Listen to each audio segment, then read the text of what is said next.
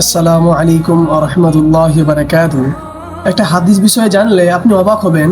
নবী করিম সাল্লাল্লাহু আলাইহি ওয়াসাল্লাম বলেছেন যে আল্লাহ তাআলা পুরো পৃথিবীটাকে মশার ডানা পরিমাণও মনে করে না। আর যদি আল্লাহ তাআলা এটা মনে করতেন তাহলে কাফেরদেরকে আল্লাহ তাআলা এক ঢোক পানি পান করতে দিতেন। এই হাদিসটার বাস্তবতা কি জানেন? আল্লাহ তাআলা পুরো দুনিয়ার লোকদেরকে কিন্তু একই চোখে দেখেন।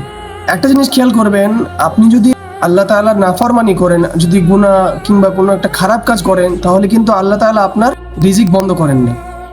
যদি আপনি সবারই সামনে কোনো একটা ব্যক্তিকে মারধর করেন, তাহলে কিন্তু আল্লাহ তাআলা আপনার খানা বন্ধ করে না। কেননা আল্লাহ তাআলা পৃথিবীটাকে মশা ডানা পরিমাণও মনে করে না। শুধু আমাদেরকে পাঠিয়েছে এই কারণে যে তোমরা যদি ভালো কাজ করো তাহলে তোমাদেরকে আমি ভালো ফল দেব এইখানে এসে, আর তোমরা যদি খারাপ কাজ করো তাহলে তোমাদের ওই খারাপ কাজের ফল আমি এখানে এসে দেব। তাহলে কি বুঝতে পারলাম? বলার উদ্দেশ্য একটাই, যে আমাদেরকে এগুলো বুঝতে হবে। আল্লাহ তাআলা কিন্তু সব কিছু বলে দিয়েছেন, শুধু একটু আমরা ভাবতে পারলে হলো বাস। তো ইনশাআল্লাহ আমরা এগুলো চিন্তা করার চেষ্টা করব।